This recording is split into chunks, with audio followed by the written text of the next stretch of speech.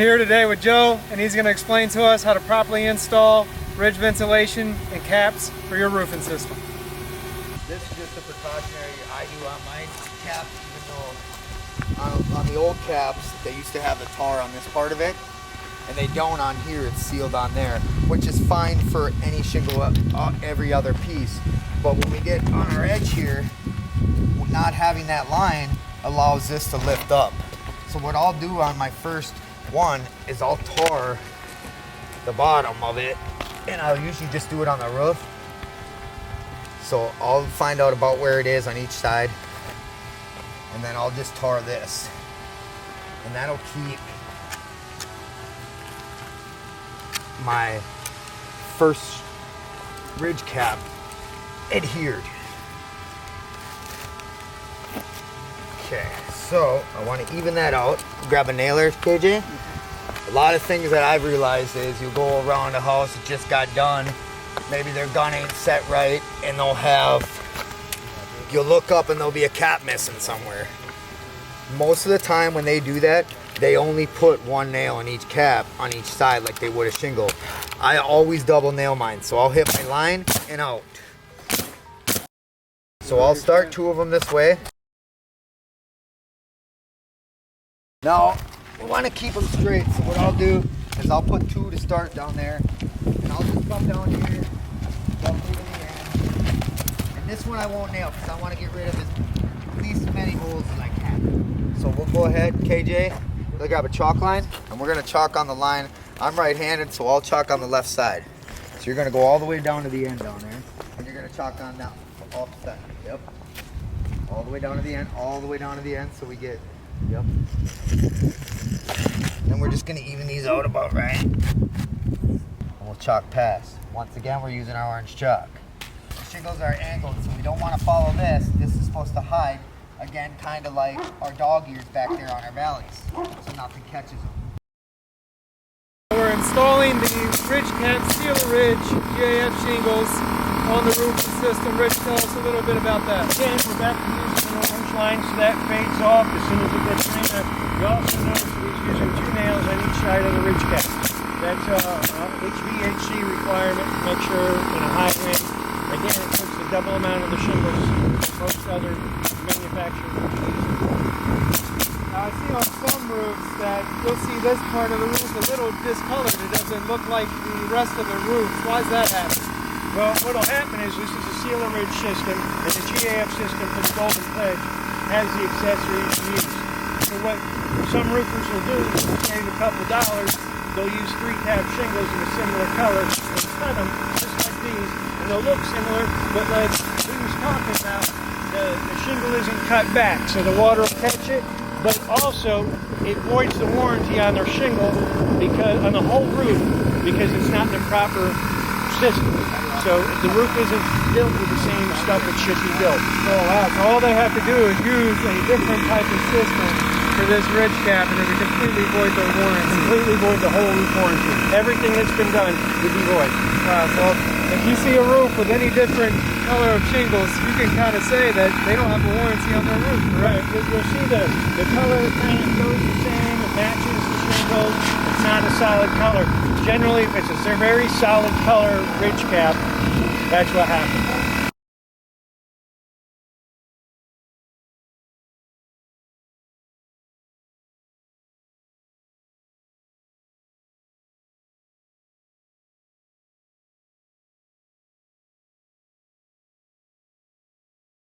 When I get up right from the top, we're going to be cutting a ridge vent here, and our ridge vent code is about 1.5 inches on each side. We don't want to have to pull nails and go over nails, so we'll just nail a little low here, and our ridge vent's going to cover it anyway. There will be another row going on this side. The only reason I don't do it is so I can get a nice clean cut on my ridge vent, and then I'll go and throw in that back row, and then I'll have a nice ridge vent. We never ridge vent soffits, so anytime we're doing our ridge vent, we can't cut out to the soffit because that's not going to help no venting. So on these last ones, it's okay to go ahead and wrap them over. And usually you'll have an idea of how much ridge vent you're doing. And when I get to that, I'll show you how we secure that in. Now this would be a no-no against the edge, so we just cut back, make sure we have our 6 inches. So we're always got enough to make two. This one I'll cut right off so I can see. Go ahead, KJ, and we'll cut all these back. Just cut them right to that white line, all the way, and then just stack them. You start down there, your right hand, and start down there, and you can just run down the whole thing, and then cut them off. And then we're gonna do the same thing to the other side. So we're gonna have a total 25, 43 feet. We're gonna wanna put 20 in the middle. I just like to center it out, so this house calls for 20 feet of ventilation. We took a roof measurement on a total length of 43.5. So we centered out at 21.5. Our ridge vent's 20 feet. So we're gonna come out 10 feet on each side, so it gives us the center of our roof. Just a little more appealing. Like I said, it doesn't matter for the venting purposes. So this is gonna be our ventilation there. Code calls for 1.5 inches exposed on each side. So what we're gonna do is we'll cut out right here, as you can see on the tape. I cut down about 2 inches. So literally our code will be about right there from the peak that we need to cut down to expose. So we'll come down another 1.5 inches on this side. This will be our cutout. Okay, so come down 1.5 inches on this one. I'm gonna hit that. And then you see my marks over there, right? Okay, now my marks are gonna follow. Okay, so let me see. Looks like we're peak a little bit. I want you to come down 1/4 inch towards the shingles. A little more. There you go. Sometimes the ridge, the plywood on the peak is not perfectly straight. Twice each side. So we want to make sure we get that proper ventilation. Now anything in our way here, we usually cut out because we don't want to mess up our saw blade.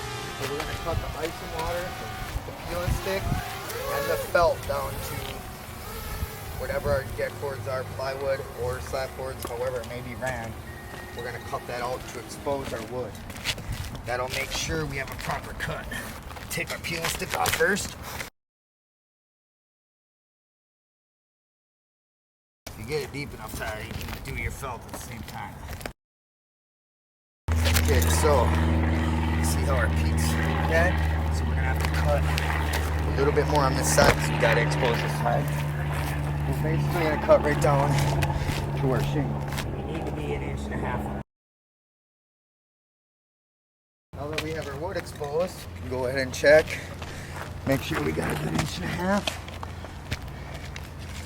3 inches is what's called for. So if we start on the peak, see there we got 3 inches. The biggest important thing about cutting in ridge vent is to not damage the integrity of the house, which are our roof purlins. So the reason we expose it, not just cut through crazy, is so we can get a proper depth on our saw. So here we get the proper depth, tighten her down. That way when we go through our trusses, we don't hit them. The nice thing about these saws is if you open up your blade and set it down like that, your gauge is 1.5 inches. So as long as your peak's cut good, you can go ahead and follow your gauge, which eliminates having to have a chalk line on the wood. Now we're gonna hit some nails here. Sometimes you can pull these. I like to have a saw just dedicated to my ridge vent, and that's it. We'll go ahead and start making this cut. When we're sitting on our platform of shingles and our 3 layers you can see of underlayment, it's gonna adjust our depth a little bit. So what we're gonna do on this side is we're gonna go ahead and drop her just a little bit, which would be equal to that plus 1/2 inch. We're gonna come up, drop that, and then our extra. Go ahead and restart our cut. As soon as we get to our truss, we're gonna check to make sure we're not too deep.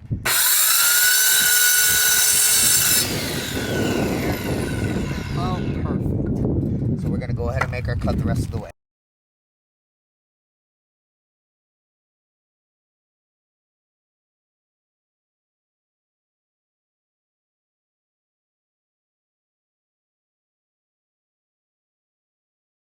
done with our cut. Usually just grab right by the trusses here. Just go ahead and pull them right up. Try to keep it as clean as you can just so it ain't so much throwing wood on top of your shingles.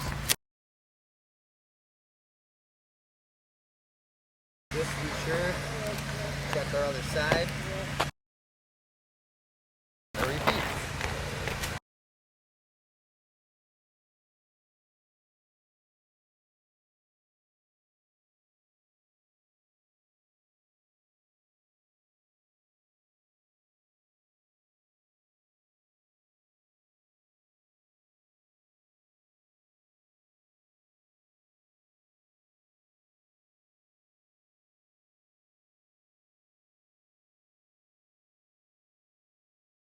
Some of you might wonder why we're cutting the vent in up here instead of standard roof vents as you see over those.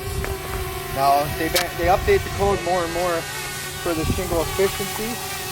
And what the ridge vent allows you to do, code is venting every 300 square feet of the house. So what we do is cutting this in, it gives you this continuous vent all the way through instead of just a couple box that might not hit that hip where a knee wall is or something like that. Now our soffits that's installed underneath the house are vented as well. So what happens is that wind comes in, it comes through them soffit vents and it blows up through the attic. That'll help with your heating and cooling. It'll also help with the lifetime of the shingles because what happens is if that hot air has nowhere to go, it heats up the roof. So with this venting system, they've allowed to be able to people have darker colors such as pewter gray or onyx black and stuff like that while still preserving the roof. Because usually when the sun hit them roofs back in the day when they had 3 tabs or still just box vents, it would boil the shingles more and they would curl up, which would make the granules come off. And actually the granules are a layer of the shingle for the protection. So this vent, when they started coming up with this ridge vent, it was really neat. Also another reason is all the penetrations you see in the roof are the most common causes of a leak. So compared to this house to that house has 2 extra penetration points in its roof that are possible to leak, which would be mortar, another hole. This is all covered with a system that we'll show you, but this ridge vent is really nice because it's continuous. Not all of it's just rushing to one vent to get out. It's got a continuous all the way through. Now, even though our house call is only for 20 feet, we ridge cap the whole thing to protect our roof. So what we'll do is we'll start from one side here, and we'll do like we did earlier, and we'll chalk the line. Our biggest storms always come on the east and the south. So what we want to do is to keep our shingles from having the most action to come off. We want to start from where the wind is the least. So we'll set a couple of these on there. Again, we'll use tar here. So we'll do the same thing we did over here on the other side over there. This gives it an extra protection. Like I said, the new ridge caps that they've made are 10 times better than they used to make them, but they don't have the sealer on the bottom. So even though each one of our ridge caps will seal to the other one, how do we seal in the first one? So what I do is I'll put some bowline. That'll give that first one a good seal. And you just want to center that out. And we'll go code. We need 2 nails.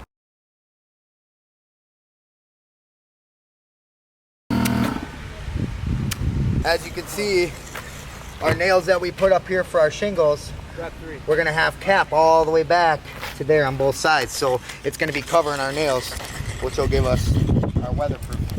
About 2 inches away, and our cap's gonna come down a good 3 inches past it on each way. So no matter what, when we get across this, we're gonna have all our nails covered. So none of this top really is corners. And I'll show you the ridge vent as we put it on. Right now we're gonna finish out these and get it underneath here, and I'll show you what.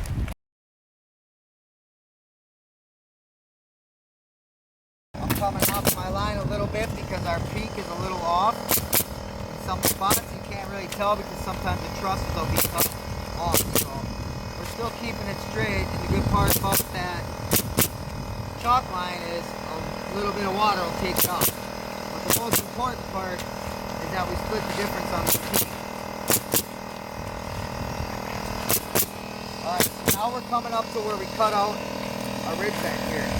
Now that's the only spot that's going to be vented, so what we want to do is we want to get a couple past it.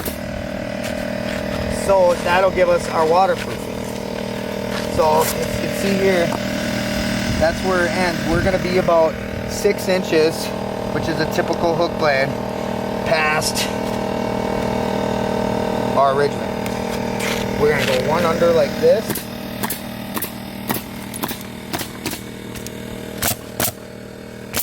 We're going to go two under like this.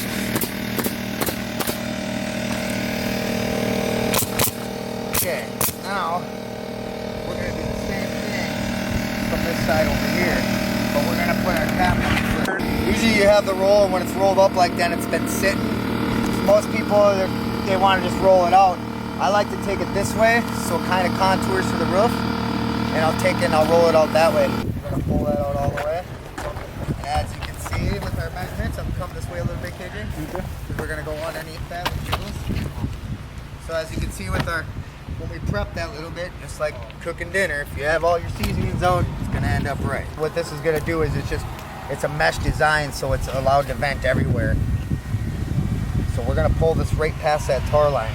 What that tar line will do is once that heats up, it's going to help hold this down. So we're going to split the difference on this. We're going to shoot one nail in, and then we're going to even it out. So we want to be close to about halfway on each side. And we're going to hit just this side first.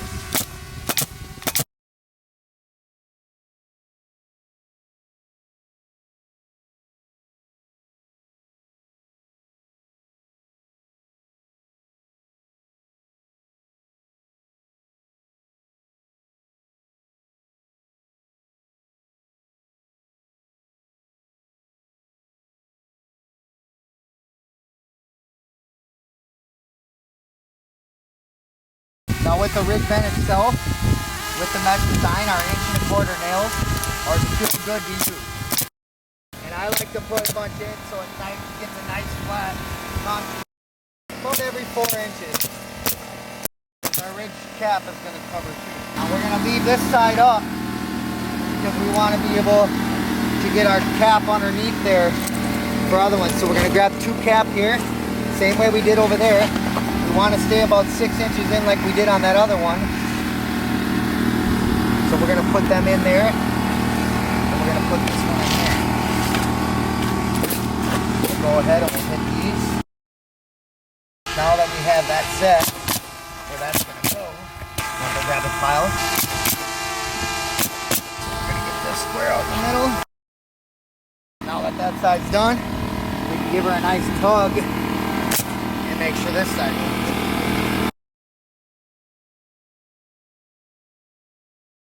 Now with the depth of our 1/2" plywood, our shingles, and our 3 layers of underlayment, an 1.25" nail will no longer get through our cap and into the decking with a good hold.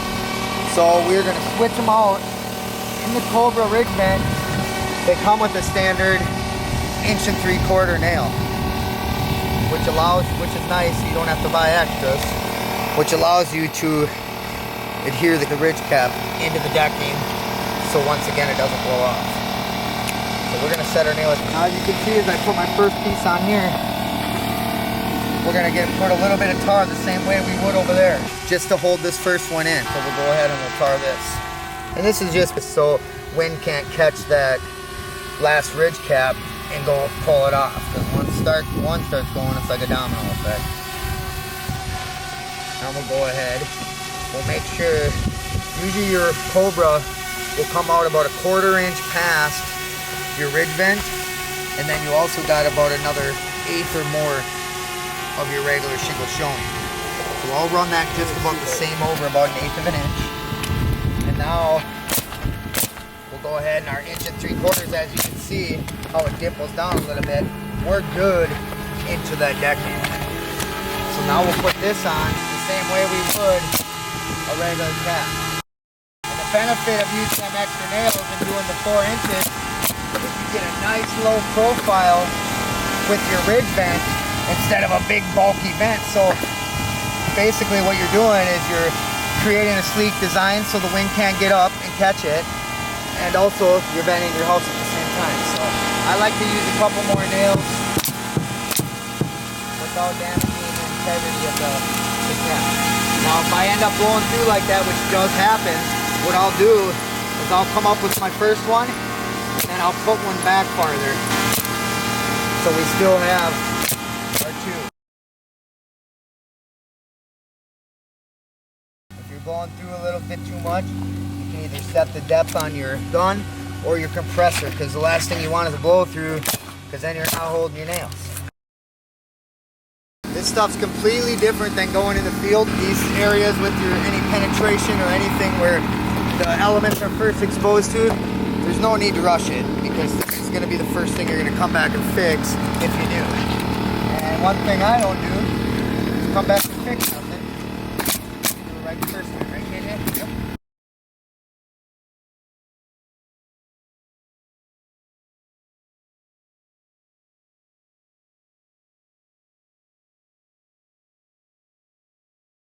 So when we get to the edge here, we're going to do the same thing with our bowl, because it's the only thing that will be exposed. So what we'll do is do one more here. That's a little far out compared to the other side. So I'm going to go ahead and cut this at about a 1/4 of an inch over. Since this one will be way over, I'm going to go ahead and cut this right here, because we're going to end up putting tar down anyway, so we don't need that strip. Now on these two, I'll just adjust that just to make it look a little better. So it looks even. And there we go. So we'll take our tar.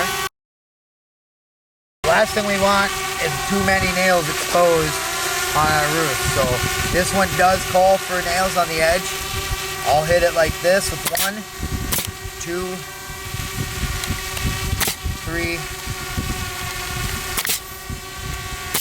4. Since that one doesn't have a full nail bed, like I'm literally going to go ahead and put one more right next to it, inside. just so we have good holding power. We're not going to oversick these.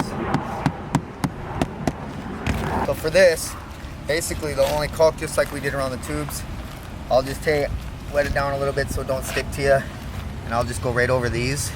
And I don't like to just glob it, because I think it looks horrible and you don't get a good uniform.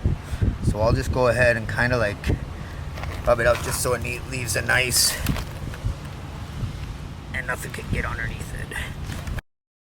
And stuff like this you can fly through too, but I think this is one of the most important things, is just keeping your quality good, especially when you love what you do. That's our ridge vent. So the rest of it, with our regular ridge, you can pull these back out of here, and you're just going to go ahead and start just like this and continue capping all the way to the end. When you get to the end, you're going to have another shingle just like this cut, and you're going to do 4 more tiny dots, and that is the ridge vent.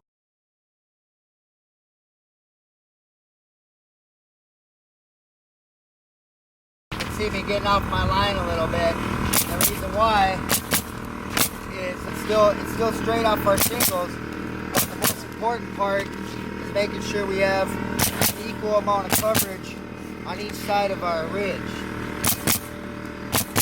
And that chalk line can hit anything and throw itself off, but as you can still see, we're still perfectly on our shingle, so our exposure is the same. Same thing here. You're going to want to make sure that we secure the edge of our roof. We're going to go ahead and cut this right at the edge. We're going to go ahead and get our full piece again, cutting off our tar strip, but we're going to replace our tar strip with tar. So I'll go ahead and put that on. I'm pretty picky about it, so I don't like to see that, so I take a little bit more off.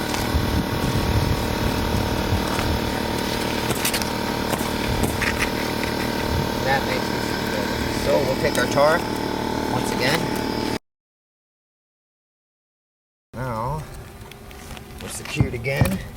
once again, we're gonna go 1, 2, 3, 4. We're gonna go ahead and make sure them are in good, and then just do the same exact thing we did over there, and get a nice even amount of tar in there. And the reason I massage it in like this is because tar, we all know, dries, and if you don't massage it in like that, it'll dry, create holes, or just bust off. This way, it ends up being like basically one with the shingle, so no water gets under, and also so it doesn't flake up.